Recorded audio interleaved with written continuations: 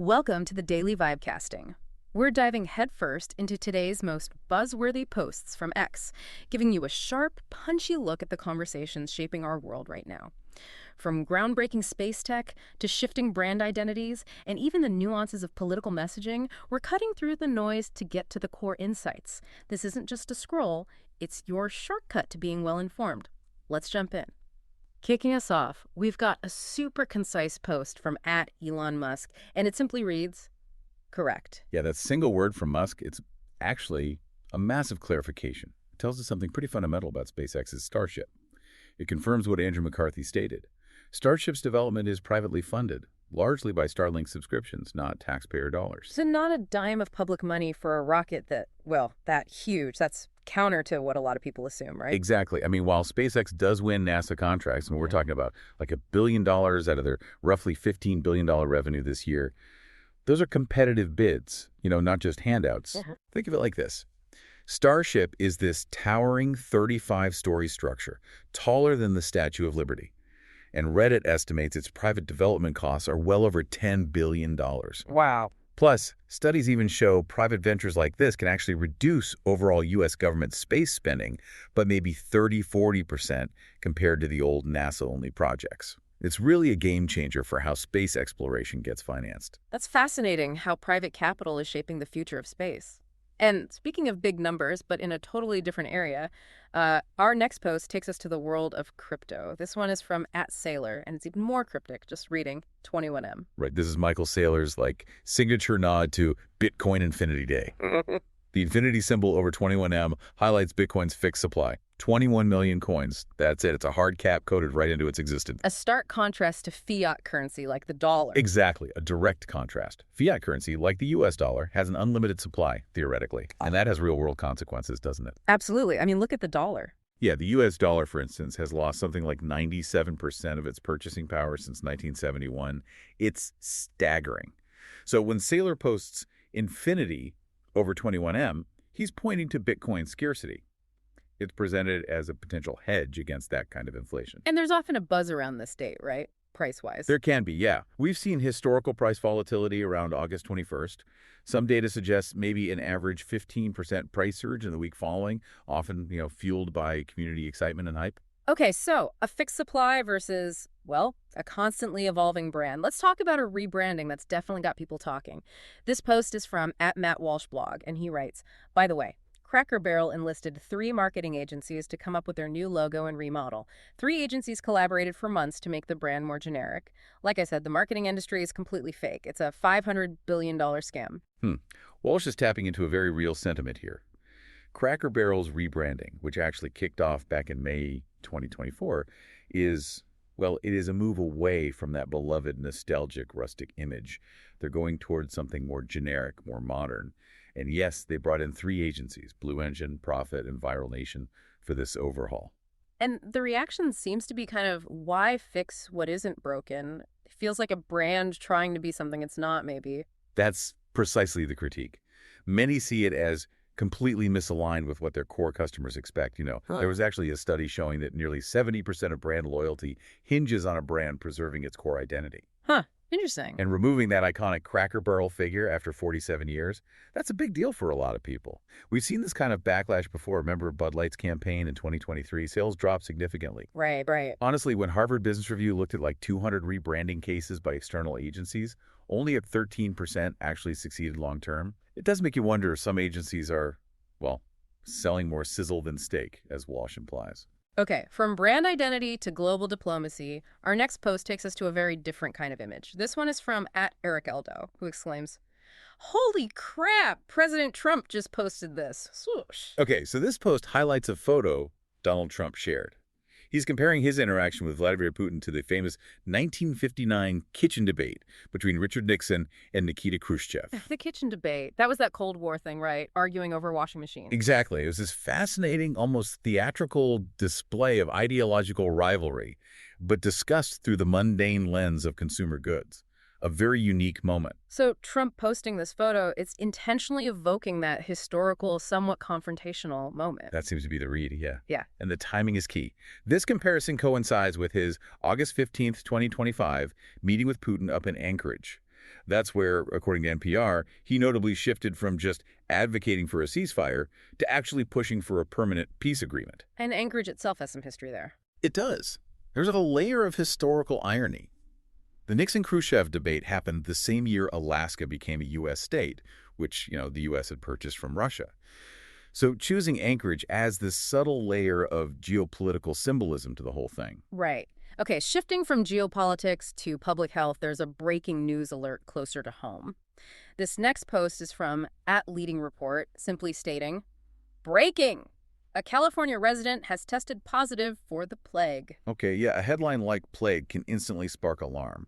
And people might jump to conclusions, especially these days. But the Centers for Disease Control and Prevention, the CDC, their data gives us really important context here. It's not as dramatic as it sounds, maybe? Well, it's serious, but maybe not in the way people assume. The U.S. sees about 7 plague cases annually, on average.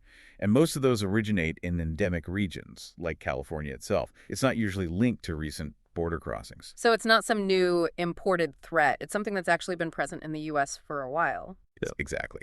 Plague has been endemic, meaning it naturally occurs, in the western U.S. since the early 20th century. It's typically spread by fleas on wild rodents, usually in rural areas, far from urban centers or border zones. Okay. A study in emerging infectious diseases confirms it's predominantly zoonotic, meaning animal-to-human transmission. Human-to-human spread is actually quite rare. So while it's a serious public health matter, yes, it's not necessarily what many might immediately think when they see that headline pop up online. Got it. A concerning headline, but definitely important context. Now let's turn to another political shakeup. This post from @LibsoftDickTalk reads, "Breaking! The Minnesota DFL is revoking the party's endorsement of Democrat socialist Omar Fateh for Minneapolis mayor after there were substantial failures in the convention's voting process." Yeah, this is a significant local political story. The Minnesota DFL, that's the state's Democratic Farmer Labor Party, pulling back Omar Fateh's endorsement for Minneapolis mayor. The reason cited is voting irregularities. And Fateh, he's a naturalized Somali-American state senator. This brings up an interesting question about eligibility then. Do federal citizenship requirements for office apply at a local level like mayor? That's a great question. And generally, no, they don't. The U.S. Constitution sets citizenship rules for federal roles, 7 years for the House, 9 for the Senate. But for mayoral positions, it's usually left up to state or local laws to decide. So it varies place to place. Exactly. And it's interesting, the American Immigration Council reported in 2023 that about 14.5% of U.S. elected officials are actually foreign-born. So while this specific situation in Minnesota sparks debate, there's really no data suggesting a link between citizenship status itself and how someone performs in office. Okay, from local politics to national economic impact, this next post has some pretty broad implications. From @UnusualWhales, it says, "Americans set to pay more for cars, coffee, and clothing as average U.S. tariff rate jumps to high not seen since Great Depression, per WAPO." Yeah, this Washington Post report is definitely making waves. It's highlighting that U.S. tariff rates are indeed climbing. They're reaching levels last seen during the Great Depression, think 18–20% back in the 1930s. Wow. And these increases are primarily driven by new 2025 policies under President Trump. And what does that actually mean for, someone just trying to buy their groceries or maybe a new car? Well, the bottom line is likely higher costs for you, the listener. Estimates suggest American households could end up paying additional, say, $2,400 to $4,900 annually. That's for everyday goods like cars, coffee, clothing. Ouch. Is there a historical precedent for this kind of thing? Well, yes. Major tariffs, like the infamous Smoot-Hawley Act of 1930, are often cited as having actually worsened the Great Depression. Now, our economy today is certainly different, but companies like Toyota are potentially facing like a $10 billion hit from these tariffs. And they'll pass that on. They're likely to pass those costs directly to consumers. Yeah. And while a recent Treasury report did note a $21 billion surge in customs revenue from tariffs, that's kind of a drop in the bucket compared to a much larger $291 billion deficit. It's a complex economic gamble for sure. Economic shifts certainly make waves, and so does a movement, apparently, to reclaim national symbols over in London. Our next post comes from @InevitableWest. Breaking. Thousands of flags were risen across central London last night in large-scale Raise the Colours operation. The fight back has officially begun. Right. This post references a video. It shows a nighttime operation across central London where individuals are putting up lots of British and English flags. It's part of this movement they're calling Operation Raise the Colours, meant as a display of national pride. The fight back has officially begun. That's pretty strong language. What's the fight supposed to be about? Well, it seems to be centered on national identity. This operation is happening against a backdrop of recent political and social tensions. There have been instances where local councils, like in Tower Hamlets in Birmingham, actually removed flags. And those decisions sparked considerable debate about national identity, patriotism, what symbols mean. So this isn't just about randomly putting up flags. It seems to reflect a broader push by some groups to reclaim national symbols. They want to assert a particular vision of national pride, and it's likely influenced by ongoing conversations about immigration, identity, and how public spaces are used. Okay, from serious political statements to, well, a bit of internet levity. Our next post is pure digital culture. From @nwokeness, it just says, check out her name. Yes, this is real. Right, this post features a meme. It's a classic internet juxtaposition. It takes a serious portrait of Mao Zedong and puts it right next to a humorous, laughing version labeled LMAO. LMAO Zedong, okay. Exactly. It's playing on the acronym laughing my ass off, contrasting Mao's very serious historical persona with modern internet slang purely for comedic effect. It's one of those things that's funny just because it's so absurd, I guess. Precisely. It's a great example of internet culture, the kind of thing documented on sites like Know Your Meme, where historical figures get remixed with modern humor. What's interesting here is its placement.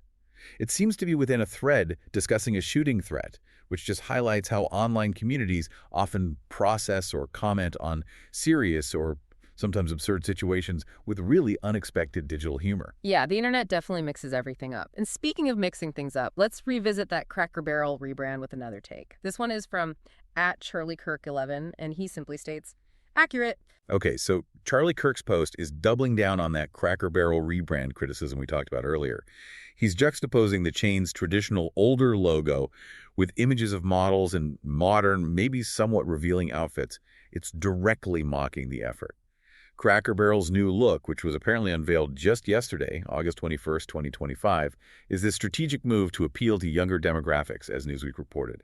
But it's clearly sparking a lot of backlash. So they're trying to rope in Gen Z, maybe, but it sounds like they might be alienating their existing customer base in the process. It's a really tricky tightrope to walk, isn't it? It absolutely is. Cracker Barrel's chief marketing officer, Sarah Moore, even discussed in a 2024 interview how they were specifically targeting Gen Z through TikTok and apparel collaborations. This kind of move often gets labeled woke capitalism by critics, where companies adopt progressive social stances or aesthetics to try and maintain market relevance. Yeah. But think about it. One study found nearly 80% of us, as consumers, notice when brands shift their values towards social issues. Yet, almost 2/3 actually prefer brands to just stay neutral on those things. So Kirk's post, it taps right into that feeling. How far can brands push these shifts before they lose sight of who they really are, and maybe more importantly, lose you, the customer? Yeah, clearly branding and public perception are always a delicate balance. Okay, now for one more politically charged post that hints at a potentially significant outcome. Our final post of the day is from @DonaldJ.Trump Jr., who writes, I believe you mean $0. Thank you for your attention to this matter. Right, so Donald Trump Jr.'s post here is a direct response to New York Attorney General Letitia James, specifically to her February 2024 claim of that massive $464 million judgment against his father. He's implying pretty strongly that the figure is now $0, which suggests either a legal reversal or perhaps some kind of settlement. That's a very bold claim, especially given the sheer amount of money involved. Is there any precedent for a judgment of that size just disappearing? It's definitely not common, no. The images he included, of men shaking hands, might be meant to symbolize some kind of resolution, maybe political or legal. But, historical data from the U.S. Department of Justice indicates that only about 2% of civil judgments over $100 million are typically overturned on appeal. So 2%, that's tiny. Very small odds. So Trump Jr.'s claim certainly challenges that norm. It's likely more a statement of strategic optimism or maybe part of a negotiation tactic rather than a confirmed final outcome that's already official. It does align with the fact there are ongoing appeals and reports, like from News Nation, about delayed sentencing in that case. Wow, what a whirlwind of information today. We went from the surprising funding behind Starship to the complexities of brand identity, geopolitical statements, public health scares, and major legal claims. It really is a fast-moving snapshot of the conversations happening right now across X. Absolutely. You've just experienced how quickly narratives can form and shift on a platform like X. We saw everything from scientific funding details and market trends to cultural statements and sharp political jabs. Each post, even though it's brief, really carries layers of context and implications that are actively shaping our daily understanding of the world around us. Yeah, definitely. So, as you scroll through your own feeds today, maybe take a second to consider how these rapid-fire discussions, whether it's about a new logo or a massive legal claim, might be influencing how you perceive the world. What stands out to you as the most impactful nugget of knowledge from today's deep dive into the daily vibecasting?